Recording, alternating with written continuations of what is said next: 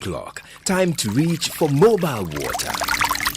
Mobile water, unique in every way.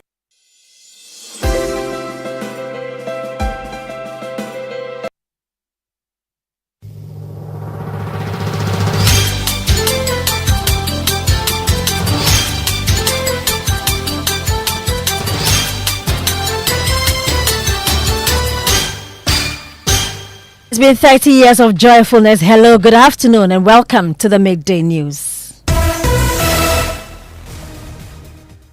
The Midday News is live on Joy 99.7 FM and hits 103.9 FM here in Accra. In Kumasi, we are on Love 99.5 FM and on myjoyonline.com. You'll also find us in all 16 regions of Ghana via various affiliates. You'll find us on X Spaces, on Facebook and on YouTube. The Midday News is supported by Petrosol Platinum Energy, energizing dreams. Coming up, Health Minister calls for an independent body to mediate the deadlock between government and the striking nurses and midwives as patients are left stranded and lives at risk. We want to be very objective. An independent body should come in here. The independent body will be able to look into the face of the Ministry of Health or Ministry of Finance and say, hey, you are supposed to do this, so let's go this route. We are not ready to intimidate anybody. But then what really are the nurses and midwives demanding? We'll break down the agreed conditions of service that still awaits the finance minister's approval. Also in this bulletin, Interpol issues red notice for Oforiatta over corruption allegations. Mr. Oforiatta's conduct is totally unacceptable and a baleful spite at law enforcement and criminal investigations. It ends here. It ends today. And the OSP is also kicking against calls for public disclosure of declared assets of government appointees, citing possible reprisal attacks from unsuspecting persons. I do not, and I will not add my voice to calls for the publication of assets for public scrutiny. In our experience, it will be unhelpful and would merely subject public officers to inordinate public curiosity. Details as the Vice President calls for collective efforts to fight corruption. No anti-corruption architecture can succeed without active citizen engagement. Now, there is also a dedicated support program to be set up for Muslim youth interested in advanced study. Also instructed the Director General of the Scholarship Secretariat with developing a dedicated support program for Muslim students who wish to pursue advanced studies in key disciplines so that you can develop skills for the world of work. We'll bring you more from the Eid al-Adha celebration as the President knows of a bill to add an additional holiday to the Muslim commemorations. And later, the Ghana Private Road Transport Union says government's 1 cedi energy levy on petroleum products is unfair to drivers. No, if something like that will happen, then it means it's going to, bring more burden, on our drivers. To we, the drivers, we thought, the government, is not fair to us. I am Hannah Odame. I'll bring you details of these headlines and more in this bulletin. Thanks for choosing us. We are Joy News, independent, fearless, and credible.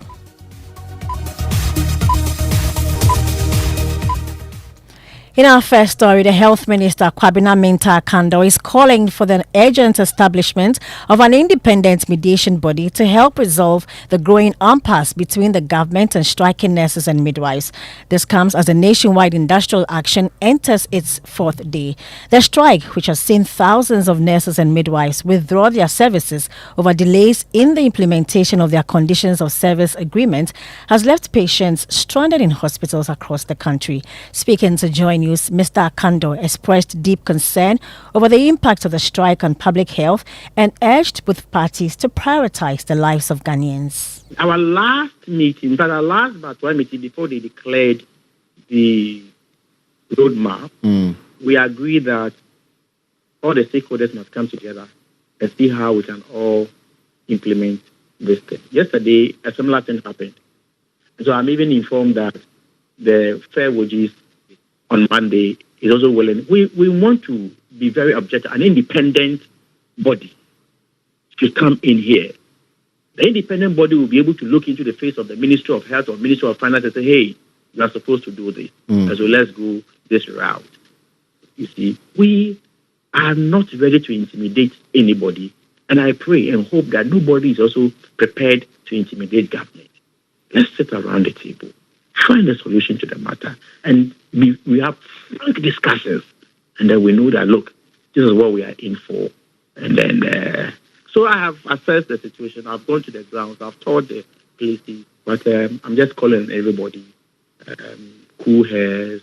Let's massage our egos. Let's put our emotions aside. We have Ghanaians to protect. We have Ghanaians to save their lives. We have economy to run.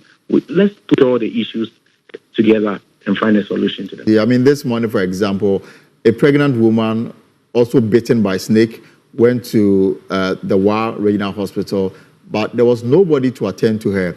At Pampapso, the Children's Hospital in Kumasi, a 6-month-old pregnant woman suffered burns, also went there, and then she was told that nurses... These are all the things we want to avoid. So in the interim... These are all the things we want to avoid. And of course, I think that everywhere I attended or I visited this evening, the medical doctors are also at post. They are working, and I think we must avoid these things. You heard there the Health Minister, Kwabena Mintah Akando. But then what exactly are the nurses and midwives asking for? My colleague Elton Broby joins me in the studio with those details. What is contained in the documents you've seen? Well, what we have picked is the terms of agreement reached between the Nurses and Midwives Association on one side, the Fair Wage and Salaries Commission, and witnessed by the Ministry of Health. Now, they are demanding book and research allowance, and they're saying that government-approved rate to apply per year. Beneficiaries are to publish their research findings and apply same to teaching and learning. There's also uniform allowance, and they are demanding 1,000 Ghana cedis per year for all nurses and midwives in the public sector.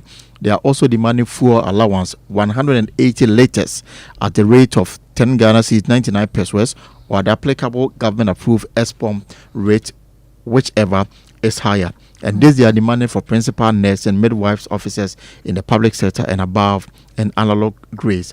There's also, Hannah, the demand for non-basic allowance. And this will be 8% of their monthly basic salary. There's also on-call facilitation allowance, 5% of their monthly basic salary. There's also the rural incentive allowance to be paid as contained in the final document prepared by the technical committee of the Ministry of Health. There's also the 13th month allowance, 1 month basic salary for all nurses and midwives to be paid at the facility level on a yearly basis, or beyond the 12 months, more like an allowance if you like. And then continuous professional development support. They say that annual professional license renewal fees and required continuous professional development to be paid by the employer as contained in the collective bargaining agreements. And this document has effective date of implementation shall be 1st July 2024. And then the signatories are Benjamin Arthur, the former Chief Executive Officer of the Fair Wage and Salaries Commission. There's Mrs. Perpetual Furian Pofo, the President of the Ghana Race and Midwives Association, Alhaji Hafiz Adam, Chief Director, Ministry of Health, and Dr. David Tinkram, the General Secretary of the association. So talking about the General Secretary, he's been telling us that they will only call off the strike when government starts implementing these conditions of service that Elton told us about. We deal with employer. The employer is the same. Government may change, but the employer is the same. Ministry of Health hasn't changed, but government has changed hands. It doesn't mean that whatever discussion or conversation or agreement that was reached with the previous or with the employer should be curtailed. Okay, I think that we have had enough patience for this administration, and I think they should avert their minds to our demands. They are not elastic. Okay, they are inelastic demands. These are demands that can easily be met, and I don't see why they should drag this. I have said that there's no need to see to the demise of any Ghanaian. All right, we are ready to work and protect our people, even during COVID. All right, we stood solidly and we provided essential service. It tells you that we will break our back and bring smiles in the face of Ghanaians. But you see, if there is any time that the employer should reward nurses and midwives, it's now. Don't forget the number of nurses and midwives that have left this country for the past a few years. Okay, those who are remaining are sacrificing. They can also travel. There's no ban on them not to travel. But they think that all of us cannot leave. We need to remain in Ghana to build Ghana together. You heard the General Secretary of the Registered Nurses and Midwives Association, David Tinkran, there. Let's move to other stories. Now, Interpol has listed Ghana's former Finance Minister, Ken Ofori-Atta, as wanted on its official website. This development follows a notice from the Office of the Special Prosecutor, which redeclared Ofori-Atta as wanted after he failed to appear for a scheduled interrogation on the 2nd of June. According to the Special Prosecutor as a presser, steps had been initiated to place Ofori-Atta on an Interpol red notice with extradition proceedings underway to return him to Ghana. The OSP views Mr. Ofori-Atta's lawyer's letter dated 28 May 2025 as an expression of utter bad faith on the part of Mr. Ofori-Atta, and it confirms our long-held, well-considered opinion and conclusion that Mr. Ofori-Atta has no intention of voluntarily returning to the jurisdiction and to attend the OSP. Mr. Ofori-Atta's conduct is totally unacceptable and a baleful spite at law enforcement and criminal investigations. It ends here. It ends today. Now my colleague Elton Brobe again joins me in the studio with more on this. So Elton, you've been searching the Interpol list. Did you see the red alert up there? Well, is there, and they make this disclaimer that a red notice is a request to law enforcement worldwide to locate and provisionally arrest a person pending extradition to Rwanda or similar legal action. A red notice is not an international arrest warrant, and they go on to say that the individuals are wanted by the requesting member country or international tribunal. Member countries apply their own laws in deciding whether to arrest a person. So what more are you seeing there? It gives the bio of Mr. Ken Ofori-Atta, his picture, his age, his height, and any other relevant documents provided them by the Office of the Special Prosecutor. Thank you very much, Elton Brobe there. We stay a little longer on corruption-related issues. This time, the Special Prosecutor, Kisi Jabeng, has kicked against public disclosure of assets declared by government appointees. There's been raging calls for an amendment to Ghana's asset declaration regime to allow the Auditor General to make public the content of assets declared by public officials. But speaking at a high-level conference of Ghana's anti-corruption architecture at the conference center here in the national capital Accra, the OSP insisted the current regime is fit for purpose, as full disclosure may put some public officials into more danger. There should be a more robust and effective asset declaration mechanism in respect of public officers and persons undergoing lifestyle audit to close the loop on the amassing of illicit wealth and to enhance accountability. We should move beyond mere repositories to a system of verification and tracing undeclared assets. However, and I'm coming to disappoint some of you, I do not, and I will not add my voice to calls for the publication of assets for public scrutiny. In our experience, it will be unhelpful and would merely subject public officers to inordinate public curiosity and the specter of the real likelihood of reprisals against their assets. In my estimation, a publication of who has declared or has not declared his assets in the context of a workable asset verification and tracing model would be sufficient to assure the integrity of the asset declaration system. On another score, I dare say corruption begins where values collapse. That is why integrity must be designed into our educational system. You heard there the Special Prosecutor, Kisi Jabeng, and my colleague James Aveji is at this conference and joins us on the phone with some more details. So James, tell us a bit more about the conference and what else have come up. Well, Hannah, this is a conference organized by the African Union Advisory Board Against Corruption, which is expected to look at the anti-corruption architecture in Africa, bringing together various anti-corruption bodies across the sub-region to look at this and provide some better solutions on how to tackle corruption on the continent. The boss of the STRAJ, Joseph Whittal, has also been speaking, calling for enhanced collaboration between the regional bodies. The Vice President herself has also been here giving government commitment against the government commitment on the fight against corruption.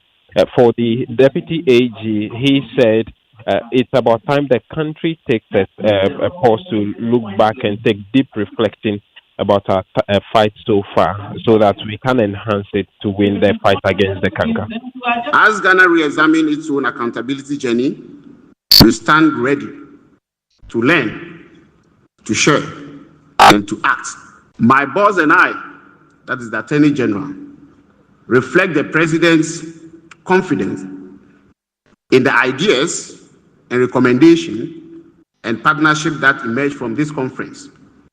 We count on your criticisms, we count on your advice, and we count on your courage that by the end of this conference, Ghana would have a positive outlook than before. And that's Justice Shrem side there. As we heard from James, the Vice President, Professor Nana-Jane Opoku-Agyeman, also spoke about collective efforts to fight corruption. Listen. That we have sustainable financing for anti-corruption institutions to reduce their influence and also to enhance their independence. The financing of political parties and national elections must be regulated through comprehensive legislation that addresses both internal party leadership selection and national campaign funding. We need to engage our citizens. No anti-corruption architecture can succeed without active citizen engagement. Civil society organizations, investigative journalists, and ordinary citizens will be the partners in this fight. And you heard the Vice President, Professor Nana-Jane Opoku-Agyeman. Now, Muslim youths among the Muslims community will have the opportunity to advance their educational journey as a dedicated scholarship scheme will be programmed by the Scholarship Secretariat for them. Revealing this at the Eid al-Adha celebrations today at the Black Star Square, President Mahama reiterated his government's goal of not neglecting Zongo communities. He asked the youth to take advantage of the programs outlined for them. Also instructed the Director General of the Scholarship Secretariat with developing a dedicated support program for Muslim students who wish to pursue advanced studies in key disciplines such as medicine, law, ICT, engineering, and social sciences. This is part of our broader equity agenda so that you can develop skills for the world of work, to empower all segments of our society to contribute meaningfully to national development. I urge you to take the advantage of the Jumawara program, which enables you to start your own business with capital and mentorship. We also will be rolling out many programs under the youth employment agencies. These programs are designed to equip our youth with skills for life, not just for jobs, but to be independent and to have leadership and dignity. We will ensure that Zongo communities are no longer neglected. Now, acknowledging the financial burden that many families face when planning the sacred pilgrimage to Mecca, the president assured his administration is actively working with partners to bring the cost down. On the matter of Hajj, I am deeply aware of the financial burden it has placed on many Muslim families. This year, despite efforts, the costs remained high even though we cut it. But I want to assure you that we're working closely with the relevant agencies and our Saudi counterparts. And if Allah accepts our supplications and the CD continues to show the recent strength that it has shown, I'm optimistic that next year we'll see a very significant drop in the Hajj fare. Indeed, if the Muslims who went this year were going at this time, the Hajj fare will be something like 45,000 cedis. Additionally, in response to the long-standing appeals from the Muslim community, I wish to announce that we have prepared a bill to designate the additional holiday of Eid al-Fitr as a public holiday, and this will soon be presented to Parliament. It means that it will be a law. It will no longer be by executive instrument. This move recognizes the profound spiritual importance of the festival of Eid al-Fitr in Muslim life. We heard the President John Mahama and our Presidential Affairs correspondent Maxwell Agbagba joins us on the phone lines with more from those celebrations. So Maxwell, we heard the President and he also says his administration is working to bring lasting economic relief to Ghanaians. Tell us more. Yes, Hannah. He said that his administration is working with focus and diligence to turn the economic situation around, and that the signs of recovery were already becoming evident. Now he says they are working very hard to bring lasting relief to Ghanaians. I'm happy to report that inflation is slowly declining, the cedi is gaining relative stability, and we're taking concrete steps to restore investor confidence and bring lasting relief to Ghanaian households from the hardship. But we cannot build this economy without you, especially without our vibrant Zongo youth. I urge you to take advantage of the Jumawara program, which enables you to start your own business with capital and mentorship. Now, Maxwell, before you go, tell us what the National Chief Imam said during the celebration. Hannah, the Chief Imam said he was happy that the Vice President had returned to duty and noted that they had prayed for her speedy recovery. He urged Ghanaians to work to maintain the peace the country is enjoying, adding that some neighboring countries were not as fortunate. According to him, Ghana is lucky to have peace, and it's important for all citizens to work together to preserve it. He spoke to his spokesperson. Experiencing peace, we as Muslims and followers of other faiths are able to sit together and consult ourselves and relate in peace. Indeed, to the extent that we are able to sit around the same table, around the same chair, eat together and consult together for the betterment of our lives. No. Therefore, it's the desire of Allah that we express thankfulness to Him. The President of the Republic of Ghana, I still pray unto Allah to grant him His support. Amen. All those following him in terms of the appointees, I pray that Allah will grant them the ability to grant him the adequate support he needs. And that's the spokesperson for the National Chief Imam there. We'll take a short break here. When we come back, the Ghana Private Road Transport Union says government's 1 cedi levy on petroleum products is unfair to drivers. No, if something like that will happen, then it means it's going to, bring more burden, on our drivers. We, the drivers, we thought, the government, is not fair to us.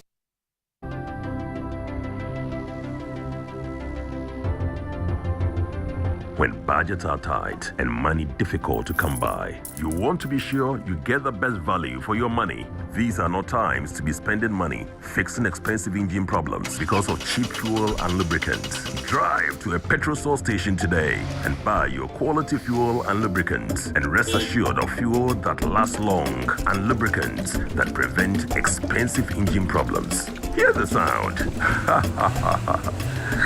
Petrosol, clean fuel in full quantity.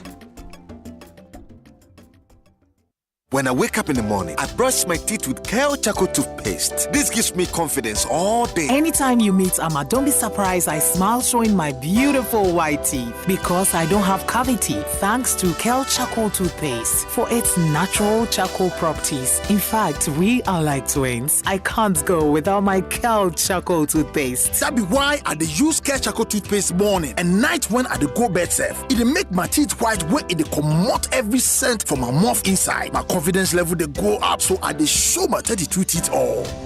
Introducing the Kale Charcoal toothpaste, formulated with activated bamboo charcoal powder, ensures whiter teeth and removes bad breath. The strong natural property of the activated bamboo charcoal removes bacteria, absorbs surface stains on our teeth caused by coffee, wines, and tobacco. Welcome, Kale Charcoal toothpaste. Kale Charcoal toothpaste, Sankofa Yenchi. Kale, happy smile. This advert is FDA approved.